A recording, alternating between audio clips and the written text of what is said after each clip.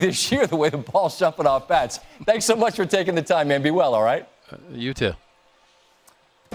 We pivot from Ken Griffey Jr. to the story that dominated the headlines over the weekend. One big thing on the way was some thoughts on the seismic news from the Saturday night Andrew Luck retirement news. As for the Indianapolis Colts, who remain a season take two.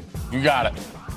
Focus earnestly on your craft. What I'm trying to say, I'm like that Russian guy with the sprinkler. What I'm saying is that they're 2 weeks away from the season, and they're preparing to head into the season with Jacoby Brissett as their starter. Again, the key word, though, is again. He has done this before. This time they move forward with Luck seemingly in the rear view for good, empty locker and all, but Brissett has spent the offseason in a lead role, something that his head coach made note of, as he had some questions for anybody who would question the way that Luck left the stage. Someone asked me a question the other day. Is there any sense that you felt like Andrew is letting down the team? And the answer was an emphatic no. In a strange way, since Andrew did not take any reps this whole offseason, I just for fun had the guys the other day say, hey, how many reps has Jacoby gotten in this offseason with the first team? And it was about 1,200 reps. That's more than a season's worth of plays. The main thing is just, not being able to see Andrew every day. And that's, today was kind of weird walking in and not seeing him, but, that's the thing to deal with. But, every ups and downs, but, it's on the way up now, so that's all that matters. Very emotional, heart-to-heart we had. And it was sad, but, I understood where he's coming from because, when he's in pain, I'm in pain. When I'm in pain, he's in pain. So we pretty much felt one another, and it was hard, but at the same time, I understood.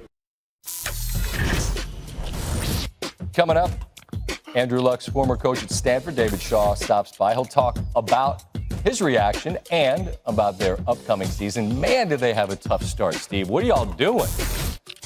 Trying to go 2-2, right? Yep. Serena, she lost 2 games total, steamrolling in New York, and fed with a stunning dropped set, but moves on. Post-game reaction on the way. And oh yeah, it's almost time, isn't it? It's almost time for the bad beats from the football field. But before we move on, let's enjoy one last little nibble from summertime. Bad beats on the way. How I envision this or plan this, but I am going to retire. Look at this fan. Clearly, the news starts to leak out, and then as Luck's leaving the field, it appears the whole crowd was upset with the guy. He's taking his Andrew Luck jersey off. I'd be lying if I didn't say I heard the reaction. Yeah, it hurt. I'll be honest, Chap. It hurt. When a quarterback who's a former #1 overall pick, who's still in his 20s, that won a playoff game on the road just a season ago decides he's done, it is a very big deal, with everyone from Colts fans to his peer group. Some thoughts on Andrew Luck today, Monday, from fellas armed with a perspective of the stakes that come with the position, beginning with Aaron Rodgers on the send-off some fans in Indy gave Luck. I thought it was pretty disgusting. He's making a really tough decision. And even before that, he makes a decision. I don't know why that doesn't stay in-house to kind of protect him a little bit.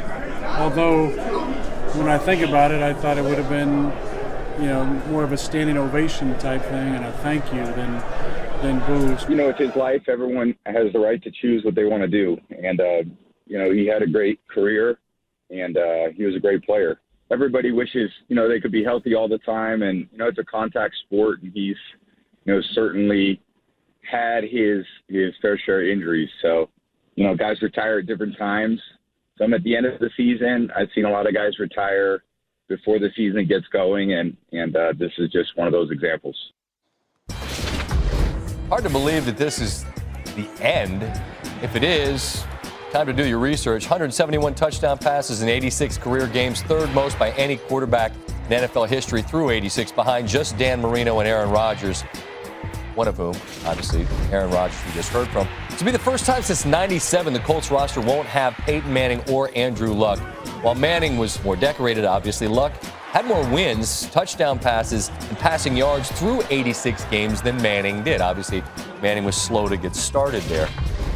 Luck, the third quarterback out of Stanford, taken first overall in the common draft era. Jim Plunkett and John Elway preceded him. Plunkett and Elway each won a pair of Super Bowls. Andrew Luck, different guy. His career and his life will follow a different path. Joined once again on the show by David Shaw, head coach of Stanford. And David, there's a lot I want to get to about your team in this upcoming season, but let's begin with that monumental news from the weekend. And a guy that obviously you have a relationship and a bond with that many others would not, and that's Andrew Luck. The news was processed by those on the outside like, wow, obviously you know him far better than we do. What was your sense of it? Well, like most people initially, I was shocked. I saw him this summer, and he looked great spirits, excited about this year. So when I heard the news he was stepping away, I was shocked. And then once that initial shock goes away, then you understand this guy doesn't do anything half-heartedly. This guy doesn't do anything without a lot of thought. The years of pain and distraught comebacks, it eventually catches up to you. We knew at some point he was going to be a guy that makes that life decision when life after football is going to start. And it was never going to be when you and I wanted it to be. Sure. But it was going to be when Andrew needed it to be. And Andrew's going to be fine. He's going to be all right. This is the guy that came back to school when everybody told him he should go to the NFL. Here's a guy that doesn't do exactly what other people want him to do. For years, you and I have asked him to shave that doggone beard, but he didn't shave it. Sure. Because that's what he wanted to do. And he's his own man. He made the best decision for him and his family and his future. And I applaud him for it. Like much of the athletic world, those people that understand, that have been between the lines and sacrificed their bodies for whatever sport they played in, they understand at some point you have to walk away. And now chapter 2 for Andrew is going to be just as exciting. He's brilliant. He's got a great mind. He's very active. He's got a great family. He's going to do some great things from here on out.